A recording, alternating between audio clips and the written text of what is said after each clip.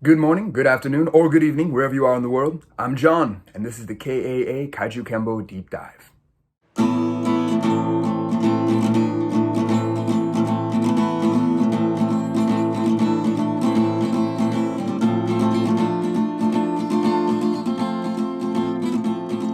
Welcome back. We're continuing our look into the life of great Grandmaster Charles H. Gaylord. And my guest today not only is a black belt ninth degree Grandmaster of Kajukenbo, he also has black belts in Brazilian Jiu-Jitsu, Judo, spent years in kickboxing, and is the founder of Oakdale MMA, which is the home of the Last Stand fight team, which you might recognize if you are a fan of Michael Mayday McDonald. My guest today is Grandmaster Tom Theofanopoulos. Thank you for joining us, sir.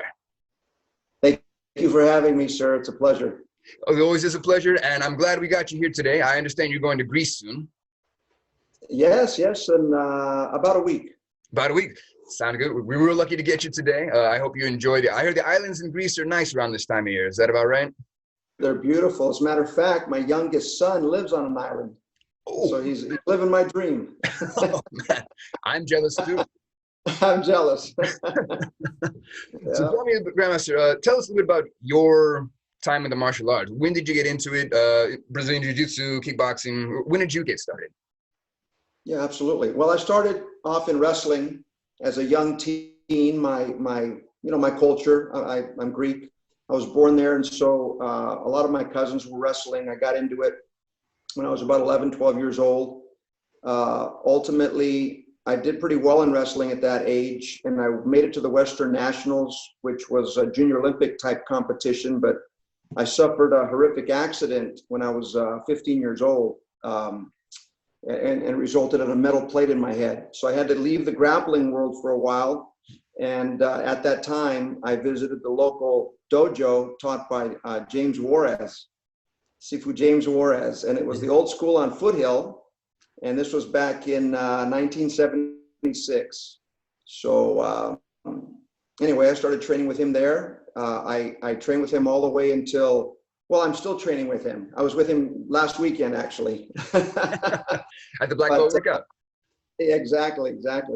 But I made it all the way to third degree with him. And then from fourth degree to eighth degree, I was promoted by great Grandmaster Gaylord. And then I received my ninth degree from both great grandmasters James Juarez and Melchor Chavez, who co-run, of course, the KAA now. Right. Yeah, great leaders. And so anyway, in 1988, I moved to Oakdale, California, which was a couple of hours east of San Francisco. Mm-hmm. And I had no intentions of opening up a school. I just wanted to train. You know, I was looking for people to train, and some people found out that I was, at the time, I was a second degree in Kajukenbo. Mm-hmm. And so they started bugging me to train. I finally agreed, and then the school just grew from there. That's about the time that I started studying judo. And then that's also about the time that I met great Grandmaster Melchor Chavez out of Albuquerque, New Mexico, and, you know, realized his talent and all the champions that he had. And so I started studying kickboxing, Muay Thai, and boxing. And I've just been a student, you know, all this time. Eventually in 1993, the UFC came, and just watching what Hoist did to his competitors, you know, and he was younger, of course. He was lighter, got me involved with the BJJ, and I've been involved with that ever since. Awesome. And I am curious, I want to ask about your Last Stand fight team. The logo, the name, and your name, I think it's kind of clear where it all comes from, but I really get 300 vibes from that Last Stand. Well, you have to understand that I grew up listening to stories of the Trojan War and the 300, you know, the 300 Spartans. Mm-hmm. And so I was actually, not too many people know this, but I was actually conceived in Sparta.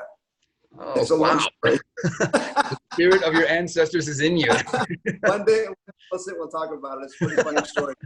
And then I was born in Corinth, right? Wow. In a little village called Kato, Corinth, and which made famous, by the way, the Corinthian helmet. Right. Okay. Right. So that helmet was used 2,500 years ago by most all of the city-states in Greece while they were warring with each other and eventually warring against, you know, invaders. Mm-hmm. And so that's why I just felt kind of a kinship to that helmet. This is why I brought it in as a you know, and we established the fight team. I can't remember the year. It had to have been like 2000, somewhere around there, 1999, you know. Okay. And of course, Michael McDonald is our greatest accomplishment in that area. He made it all the way to fighting for the title. Lost in the 4th round to Henan Barao. And we've also had 3 other fighters actually make it to the UFC style competition through the I can't remember the name of the show. Contender Series. Okay. There you go. Okay. Contender Series, yeah. Excellent. So tell us a little bit about when you met Grandmaster Gaylord the first time. What was that like? And well, I was a brown belt, and at the time they were allowing black and brown belts to come to the black belt workouts, right? They called it a black belt workout, but they had browns and blacks working out, you know. And I was nervous as heck, and it was at the Warriors Academy. At the time, it had moved to East 14th Street. And I was nervous as heck. You know, I'd heard so many things about this man. And of course, he came in, you know, Johnny was larger than life, man. He, the way he commanded respect, he had this posture about him, you know. And I was just impressed. And then I just watched for 2 hours as he just beat the crap out of people, you know. And I was just impressed with his power. And that was the first time I met him. Shortly after that, well, that was years later, you know, he got his Grandmastership. And then I remember there were 4 senior ranks that got promoted to professor, and that was James Juarez, Melchor Chavez, Max Palins, and Wolf Elshine. Yeah. So we had 4 professors, 1 Grandmaster. So at that time, you mentioned the brown belts training with the black belts. At that time, was that pretty typical in other martial arts too? You know, if for have special black belt workouts, but letting the lower ranks come in as well? I think so.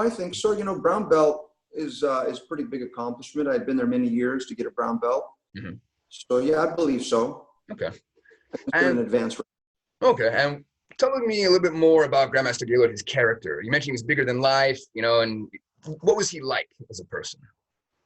Well, you know, he would laugh a lot. He loved just having a good time until it was work time, right?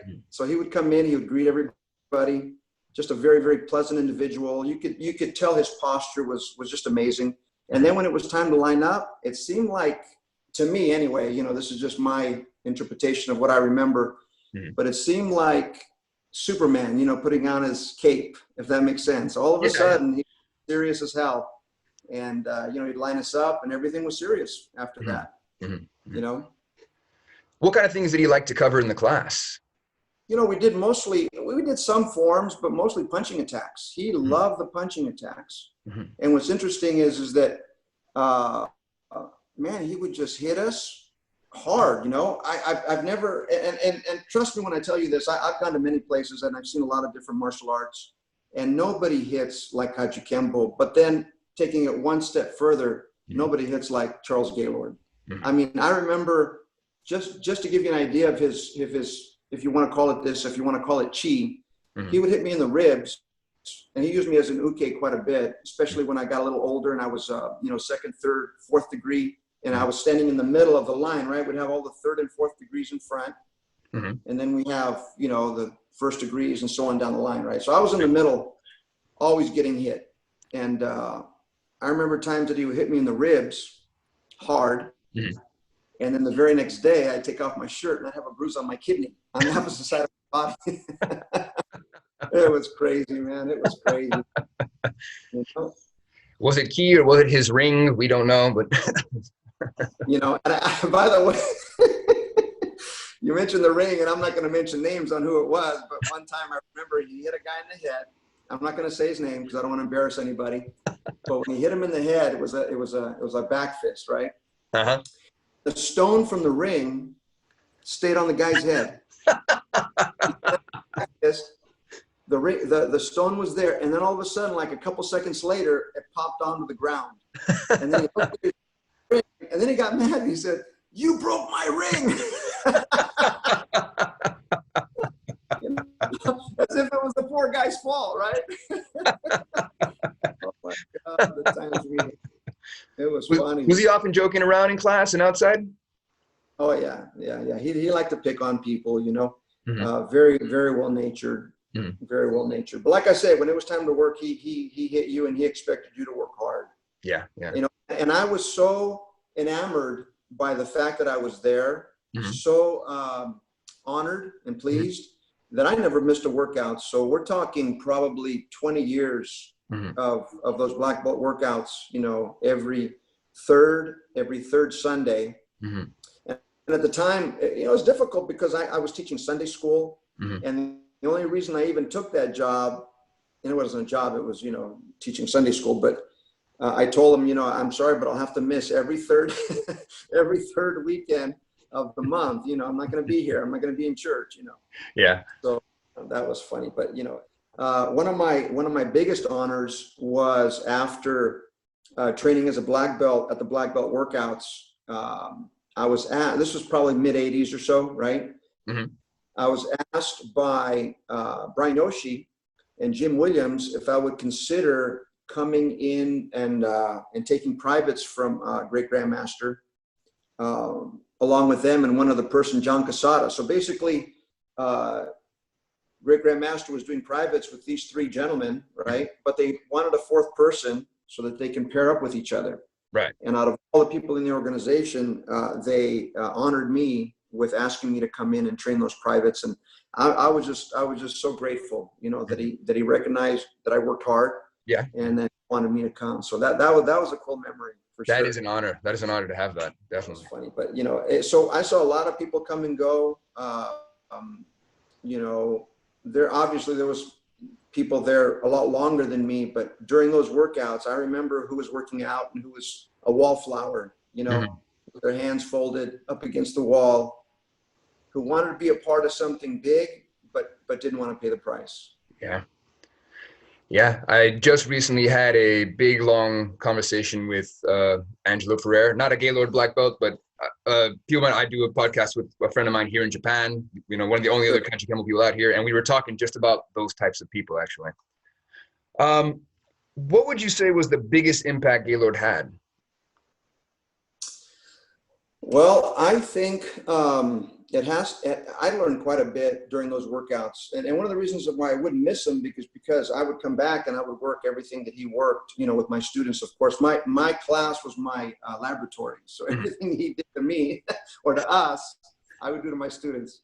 But and he had concepts, John, that were, I think, were ahead of his time because I've never seen him anywhere else. Now, don't get me wrong, I've seen him in other styles. Right. For instance, he had what we call an up-down motion, right? So for lack of a name. So what he would do is he'd get in his fighting stance, drop his level, we would drop our guard, and then he'd hit us in the face. So these things came boxing, right? Changing your level. Karate people don't do that. Kung Fu people don't do that. So he had a lot of natural, like, boxing ability that he used that I don't even think he ever got formal boxing training. It just, he understood how to move, you know? Right. Other things were like, just off the top of my head, there was a technique that he did that he didn't have a name for, but later when I went to a seminar with Al Dacascos showed that same technique. So, you know, imagine now this is going back to Hawaii. Okay? Right. This is technique back to Hawaii. And he called it a cut thrust. And matter of fact, we see it in punching attack number 1, where we come in for the strike, instead of pulling it back, we move it this direction and then come in for the shuto across the throat, right? Right.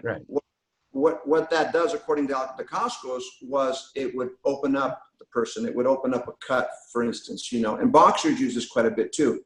When they strike, instead of striking in and out, oftentimes they'll hit and they'll twist in order to open up a gash so that, you know, that could be stopped. You follow me? So Great Grandmaster would dig his knuckles into you and then move it to the side to open you up.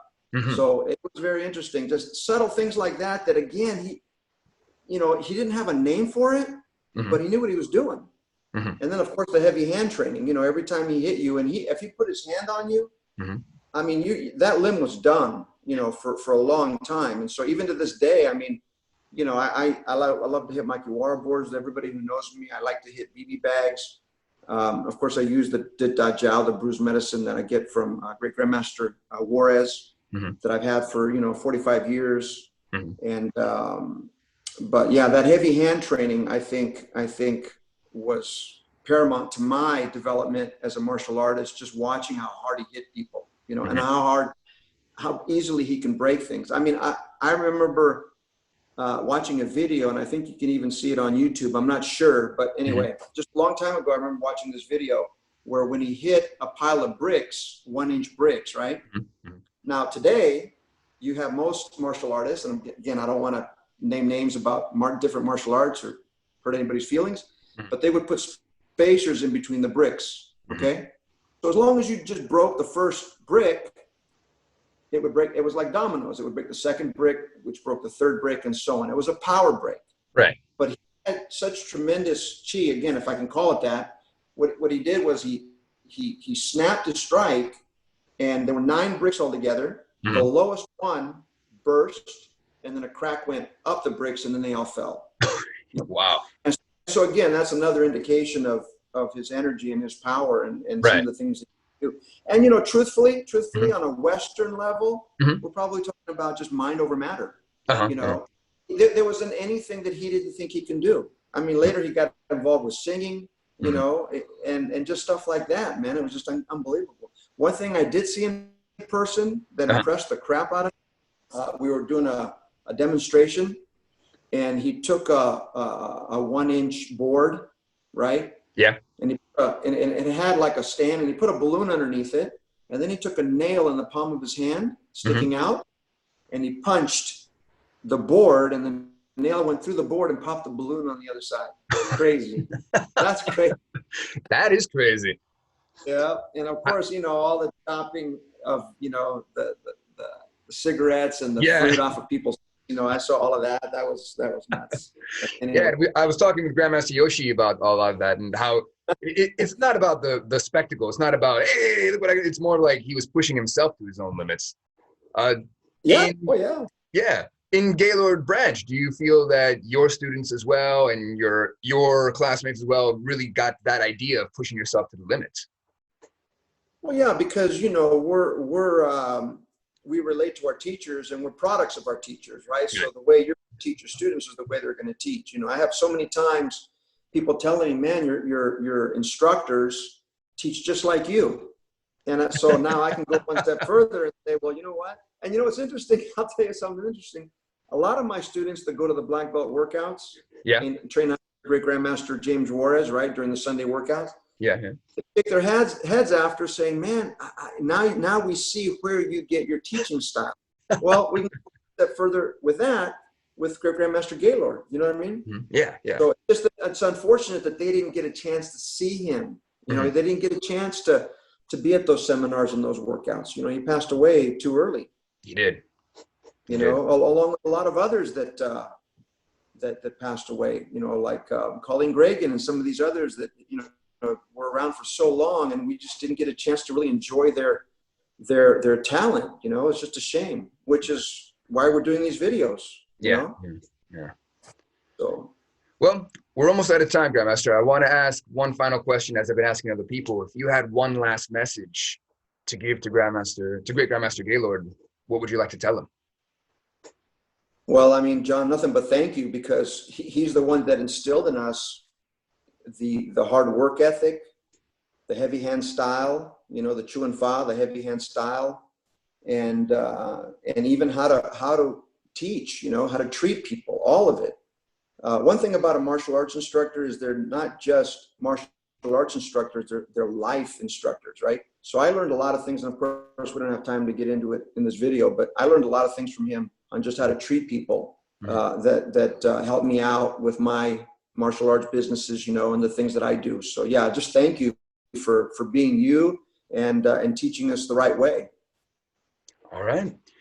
That's all we have for today. For those of you at home, thank you for tuning in. We hope you enjoyed the show. Check out our next episode when we're ready. Until then, stay strong. Stay Kajukenbo strong. Mahalo. Mahalo. Thank you, John.